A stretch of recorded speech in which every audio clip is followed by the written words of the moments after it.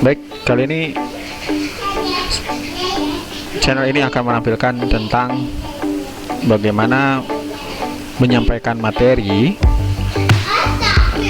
yang juga bisa digunakan sebagai alat evaluasi.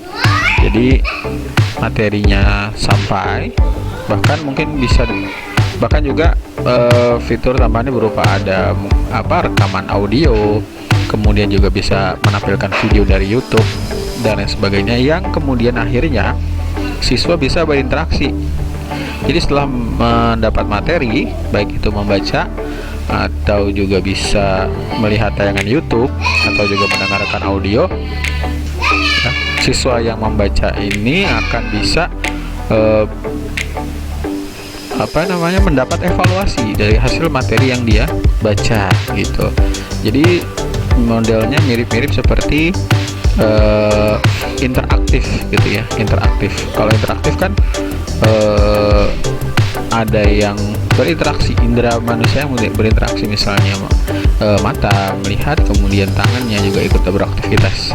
Sehingga dengan adanya interaksi di banyak penelitian tentang pendidikan itu akan bisa meningkatkan pengetahuan dari peserta didik yang menggunakan instrumen interaktif ini. Jadi walaupun instrumen interaktif ini tidak mungkin tidak secanggih misalnya seperti Flash ya, menggunakan Adobe Flash misalnya, atau Macromedia Flash, atau juga interaktif yang lainnya gitu ya, menggunakan software dari Macromedia, atau bisa juga dari Android yang sekarang juga lebih lebih banyak yang digunakan sebagai app. Masalahnya kalau kapasitas penyimpanan dari Android juga kan mungkin setiap peserta didik ada batasnya, sehingga tidak mungkin setiap kali materi itu harus diinstal apps gitu ya. Mungkin ini salah satu solusi bagaimana menampilkan materi yang bisa digunakan untuk sebagai interaksi antara materi tersebut dengan alat evaluasinya bagi peserta didik. Saya contohkan misalnya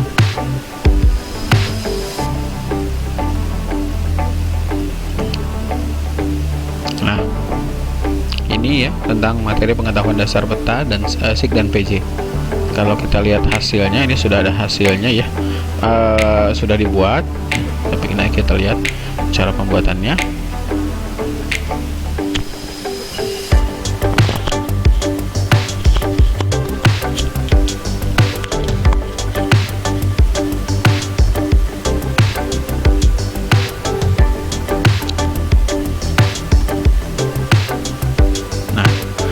Ini adalah materinya ya, materi pengetahuan dasar. Nah, ini ada tampilan di awal, jadi seperti sampul gitu ya. Di sini ada nama sekolahnya, dan ini ada media belajar geografi. Kita next ya. Nah, ini siswa diminta untuk identitasnya, nama lengkap, kemudian kelasnya, untuk bisa mengetahui siswa dari kelas mana yang sudah mengerjakan. Tapi karena evaluasinya juga dinilai ya, ada nilainya, maka sifatnya pengaturan di awal yaitu menggunakan quiz. Jadi form ini dibentuk sebagai quiz. Lihat bagaimana elemen-elemen yang digunakan ya. Elemen misalnya ini adalah title, jadi untuk membedakan itu antara title di atas, kemudian penjelasan. Ini dari description ya, ini ada garis titik, ini menggunakan description karena description bisa di enter, sementara kalau materi itu kan tidak bisa title ini tidak bisa di enter. Nih ya, kita next. Kemudian ini nama lengkap siswa, kelas, kemudian kita next lagi. Nah, ini materi pertama, materinya tentang dasar-dasar pemetaan penginderaan jauh dan sistem informasi geografis. Nah, ini hanya sampul di depannya saja. Untuk menarik tinggal kita next lagi. Nah ini seperti ini kan ada interaksi, walaupun cuma sifat di awalnya mungkin next saja. Ini misalnya nomor 1 pengertian peta. Peta adalah gambar, ini materi nih, materi ini title, ini materinya ya, materi tentang pengertian peta. Nah langsung kemudian dikasih soal evaluasi ya, maksudnya gambar konvensional itu apa.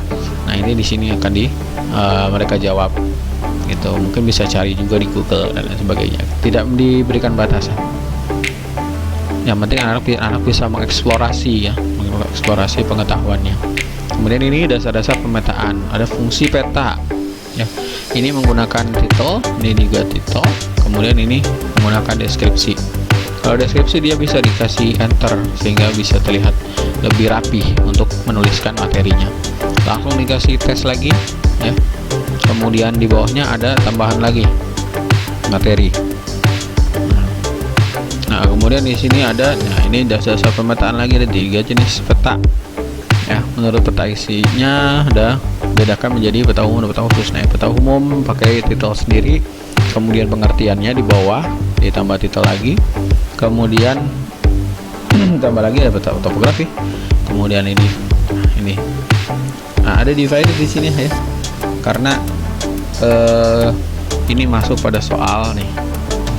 Nah langsung siswa diminta ini jenis peta apa, karena sudah membahas tentang jenis peta, apakah dia peta topografi atau horografi gitu. Nah lanjut, nah ini peta yang lainnya ya. Nah ini juga ada soalnya ya. Kita bisa memasukkan YouTube ya, YouTube. Kemudian ya kalau ini kan sudah jelas ya, picture.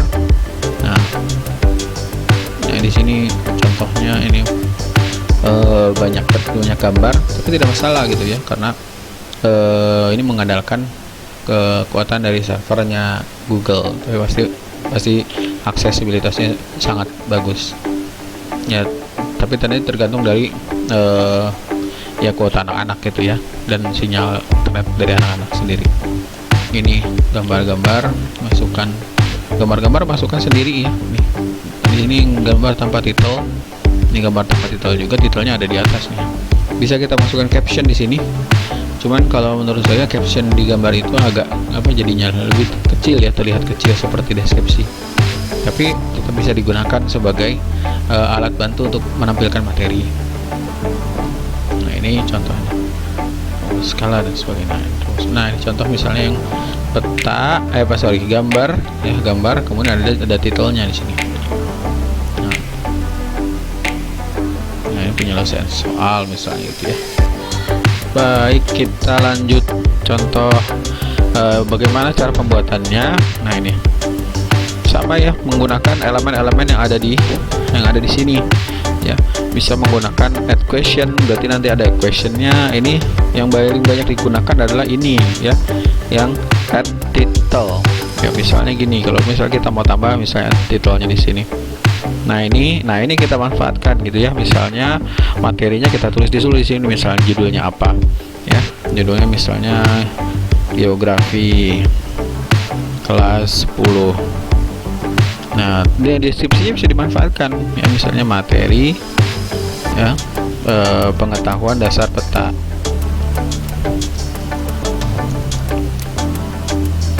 Nah ini materi awalnya pengetahuan dasar peta, nanti ada PJ, ada pengetahuan jauh, dan ada sistem informasi geografi gitu. Kita masukkan gambar juga di sini, bisa add image, nanti dia buka kolom tab baru gitu ya. Kemudian di sini juga ada YouTube ya, kita mau coba YouTube. Nah di sini harus dicari dulu YouTube-nya apa ya, misalnya YouTube-nya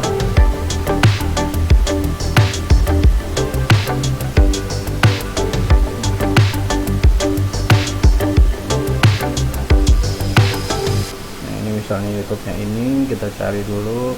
Nah ini karena ini channel YouTube anak-anak ya.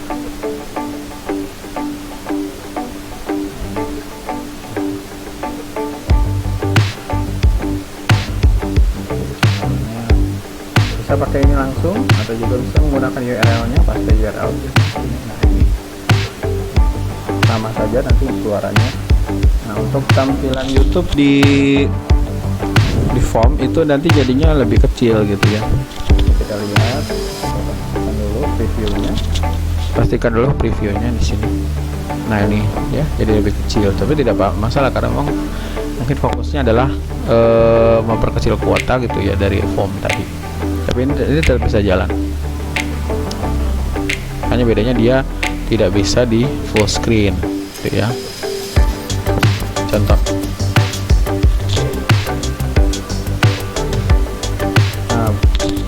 Boleh setelah bisa mendengarkan video ya, kemudian kita masukkan pertanyaan gitu, sehingga apakah dengan materi yang disampaikan yang sudah dilihat di konten YouTube misalnya itu sudah bisa melekat pada pengetahuan siswa gitu, sehingga kita bisa masukkan alat evaluasi berupa soal di bawahnya gitu ya.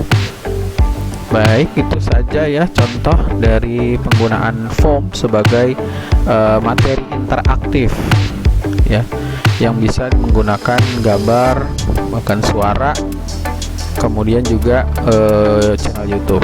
Nah, kalau untuk suara memang tidak ada fasilitasnya di sini ya, tidak ada fasilitasnya, tapi kita bisa menggunakan drive kita gitu ya, drive kita, sehingga nantinya drive kita itu, nah ini misalnya ya, kita buat ini get link.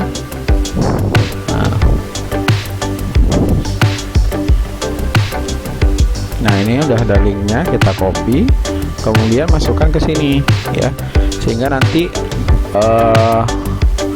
contoh ya, kita buat kita tambah misalnya di sini di bawahnya ya, baru kita paste ya, jadinya nanti dia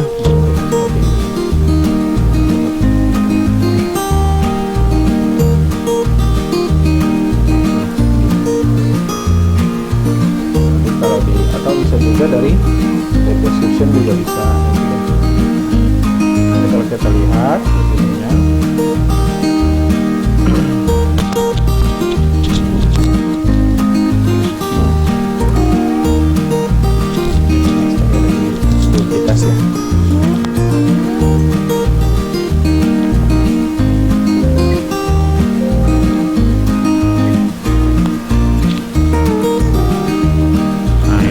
Nah ini ya, kalau di deskripsi dia langsung menjadi link file ya, link file ini kita buka, link filenya akan menuju tab baru gitu ya, langsung redirect. Nah kemudian memunculkan player dari drive gitu, termasuk di handphone juga nanti akan munculnya tab baru, bisa di play, bisa di download, bisa ya. Nah ini ya, jadi bisa membedakan ya, kalau ditaruh di title alamat link ini akan jadi teks biasa, tidak bisa diklik, bisa boleh diakses, bisa kita paste di blok dulu, kemudian kita paste di tempat lain, itu bisa. Masalahnya kan lebih rumit ya, sehingga mendingan pakai yang link seperti ini. Baik, itu saja, jangan lupa di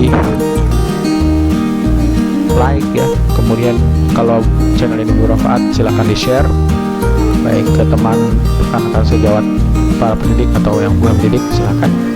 Dan juga jangan lupa di subscribe channelnya untuk mengikuti perkembangan inovasi pendidikan yang lainnya. Terima kasih, selamat malam, sukses selalu pendidik Indonesia. Assalamualaikum warahmatullahi wabarakatuh.